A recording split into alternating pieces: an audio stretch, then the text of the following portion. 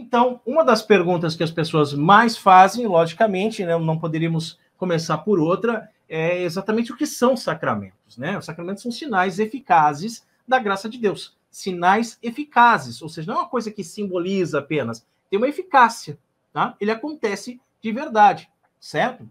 Tá? Foram instituídos por Cristo. Então, todos os sacramentos foram instituídos, os 7, né? Instituídos por Cristo e confiados à sua igreja para a sua administração. Então, quem é que tem o poder de administrar os sacramentos? A Santa Igreja Católica.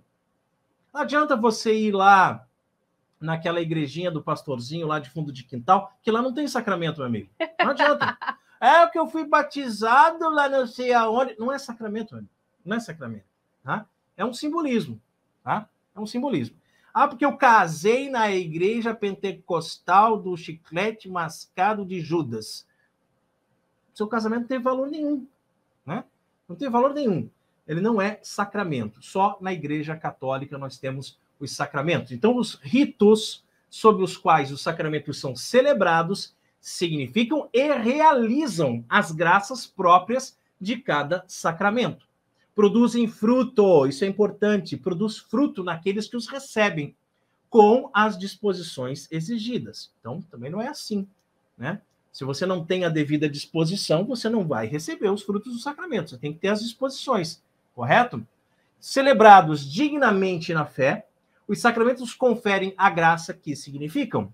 São eficazes porque neles age o próprio Cristo, tá? Então, o sacerdote está ali fazendo as vezes de Cristo, correto? Eu sei que, principalmente no Rito Novo, muitos sacramentos são celebrados pelo diácono, né? Casamentos são celebrados por diáconos, batismos são celebrados por diáconos, certo? Mas ele tem esse poder, ele tem essa autoridade, porque ele é um homem ordenado.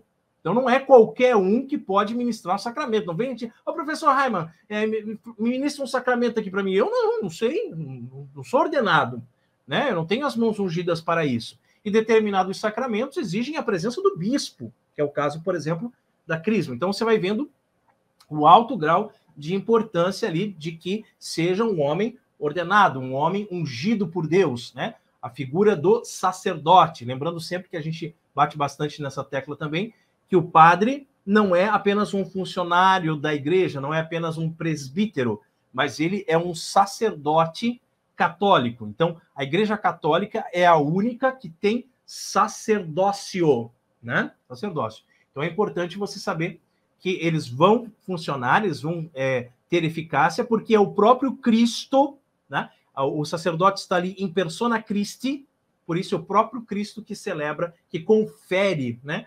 É o Cristo que batiza, é o Cristo que atua, né, nos sacramentos a fim de comunicar essa graça, que é a graça sacramental, né? O Pai sempre atende à oração da sua igreja. E assim como o fogo transforma nele mesmo, né, transforma nele mesmo, né, tudo aquilo que toca, o Espírito Santo transforma em vida divina o que é submetido ao seu poder, tá? Então, realmente nós somos transformados, nós somos modificados quando somos tocados pelo sacramento, certo? Isso aí.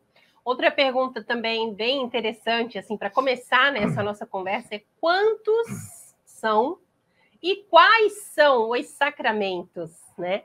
No total, são 7 sacramentos: o batismo, a confirmação ou crisma, a Eucaristia, a penitência, a unção dos enfermos, a ordem e o matrimônio.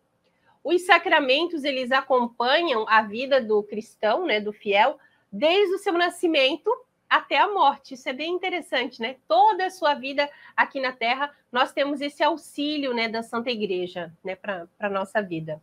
Nós sabemos que houve uma época, em relação ao sacramento do batismo, por exemplo, houve uma época em que as pessoas, elas optavam por serem batizadas um pouco mais tarde, assim, elas iam protelando, elas iam deixando para depois.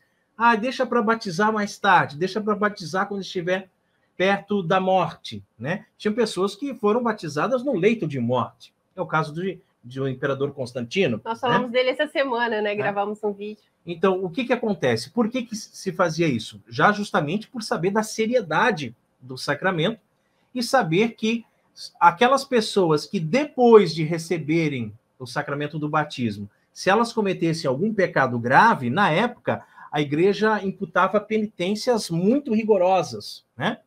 O correto mesmo, né, seria, depois de recebermos o sacramento do batismo, não pecarmos, não mancharmos, né, o Espírito Santo, não macularmos aquele Espírito Santo que nós recebemos no dia do nosso batismo, não é mesmo?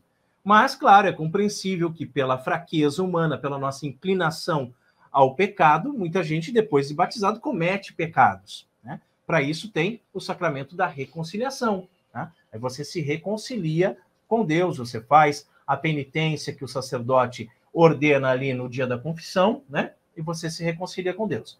Mas isso não serve para justificativa para a gente não batizar as crianças, né? Como os protestantes, certo? Os protestantes, eles vêm com esse papo furado, porque você quer lá, que não devia batizar as crianças, porque deixa elas crescerem, que mais tarde elas decidem se elas querem ou não ser batizadas.